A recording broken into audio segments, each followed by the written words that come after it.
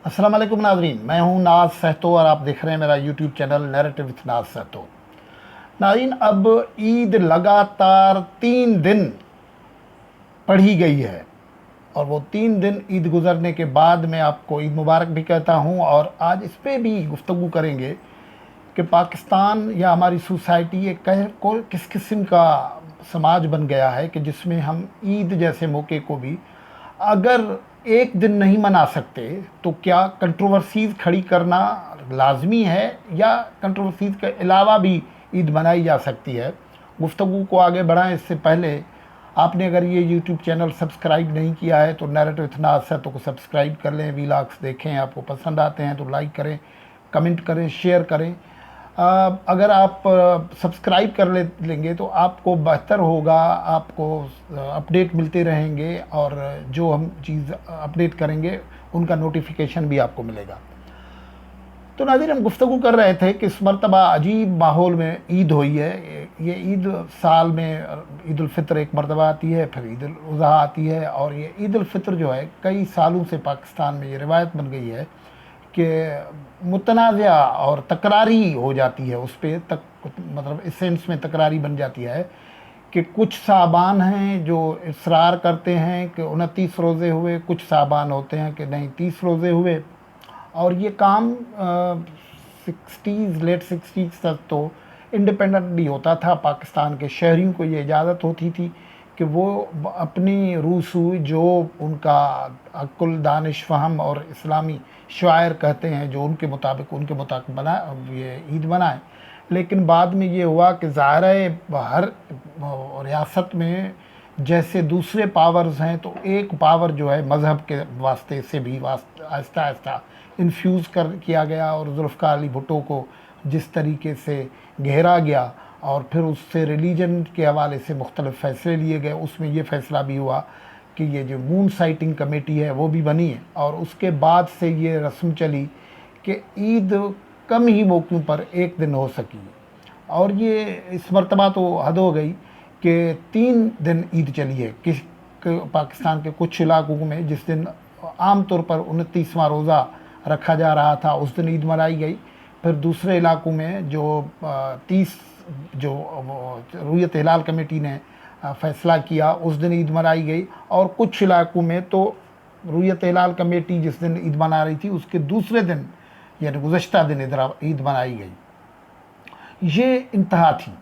और हुआ ये भी था कि जो रुयत हिलाल कमेटी ने फ़ैसला दिया वो रात गए 11:30 बजे फ़ैसला आया था। कई लोग ने बल्कि मुल्क के मुख्तलिफ़ हिस्सों में लोगों ने तरावी नमाज़ पढ़ ली थी और कई इलाकों में जहाँ कम्युनिकेशन का निज़ाम तेज़ नहीं है वहाँ तो लोग सहरी पे उठे और सहरी का जब वो सहरी नोश कर रहे थे तो उस वक्त उन्होंने देखा कि वो जो अमूमन सहरी के औकात के ऐलानात होते हैं नहीं हुए।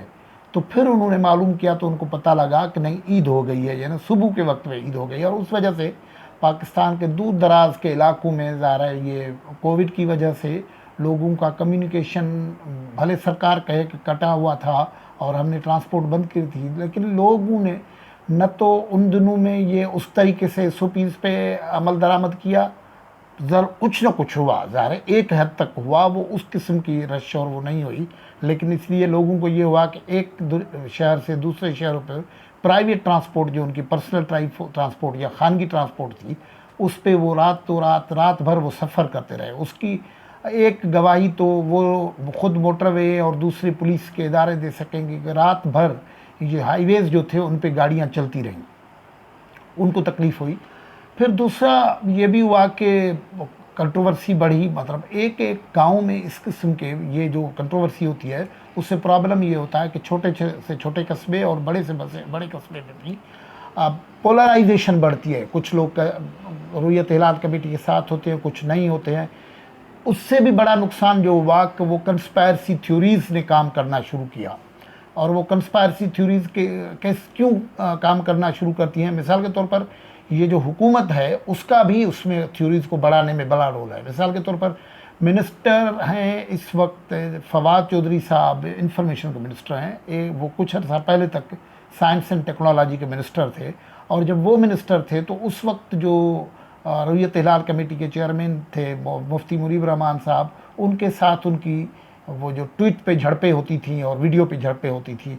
मौलाना फवाद चौधरी साहब का ये ख्याल है, लेकिन ये लगता है कि ये ख्याल फवाद चौधरी का ही है, पूरी स्टेट या हुकूमत उसके साथ नहीं है। वो ये फरमा रहे हैं कि ये साइंटिफिक काम है, इसमें साइंटिफिक इदारे काम करें और ये बता दें कि किस दिन चांद होगा किस दिन नहीं होगा, और उसके मुतालिक ही उस तनाजुर में ही उसने कहा था कि उसको साइंसदान और दूसरे लोग बता रहे हैं कि ये इस साल 30 रोज़े होंगे और ईद 14 को होगी।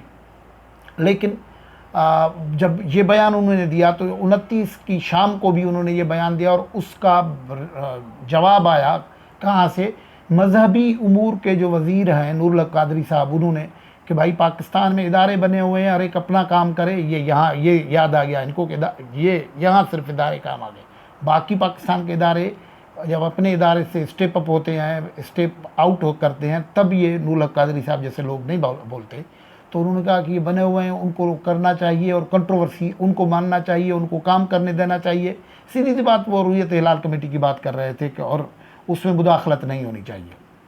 लेकिन फिर ये हुआ कि शाम के वक्त से सिंध में गोलार्ची के इलाके से, बलूचिस्तान में पशीन के इलाके से, पसनी के इलाके से, और वज़ीरिस्तान पेशावर में से भी कई गवाहियाँ पहुँची कि चाँद देखा गया है। लेकिन वो जो साहबान बैठे रहते हैं दूरबीन लगा के हाई राइज बिल्डिंग्स के रूफ टॉप्स पे, वो गालिबन उनके अपने स्टैंडर्ड्स हैं कि मुत्तकी परहेज़गार मुसलमान कौन हो वो उनको बुलाया जाता है, फिर वो उनको डीसी के ऑफिस में फिर उनका तकरीबन उनसे जो कहते हैं ना क्रॉस क्वेश्चनिंग होती है, फिर उनका प्रोफाइल छप जाता है, चेक किया जाता है, उसके बाद फ़ैसला होता है। लेकिन इस मरतबा हद ये हो गई कि गई रात तक ये मामलात नहीं हो रहे, और फिर ये भी मुख्तलिफ़ चीज़ें चलती रही कि जिसके मुतल्लिक नूरुल हक कादरी और दूसरे लोगों ने कहा और बजा फरमाया कि ये एक तासुर गलत है कि अगर 2 खुतबे हो जाएं, यानी जुम्मे के दिन ईद पड़ जाए तो 2 खुतबे होंगे, तो वो हुक्मरान के लिए भारी पड़ता है। इसकी तरदीद तो उन्होंने पहले से कर दी की थी कि ये इस्लाम की तलीमात के भी मनाफी है, समझ से भी मनाफी है। लेकिन अमली तौर पर यह हुआ कि ये जब रुयत हिलाल कमेटी देर तक ये काम करती रही, चाँद के सिलसिले में फ़ैसला न कर सकी, तो फिर अफवाहों की ने ज़ोर पकड़ा, गर्दिश पकड़ी, और ये अफवाह भी आपको पता है सरेआम होने लगी। और उस दरमियान में एक वीडियो क्लिप भी आ गई, वो मुबैना वीडियो क्लिप है, पता नहीं वो रुयत हिलाल कमेटी के मेंबर हैं या नहीं है, लेकिन मनसूब उनसे की गई है, जिसमें वो साहब कहते हैं कि भाई ऊपर से प्रेशर है कि ईद कर डालो, यानी जुमेरात की ईद कर डालो, जुमे को ईद न कर डालो। इस तनाजुर में ये र्यूमर भी चला कि इमरान खान साहब को एक पीरनी ने ये बताया है कि अगर 2 खुतबे हो जाएंगे तो फिर आपकी हुकूमत बाकी नहीं बचेगी और आपके लिए मुश्किलात होंगे। इससे पहले भी इस किस्म के र्यूमर्स चले थे, जब कोयटा में हज़ारा लोगों के लाश पड़े हुए थे, सर्दी थी और इमरान खान साहब नहीं जा रहे थे, तो ये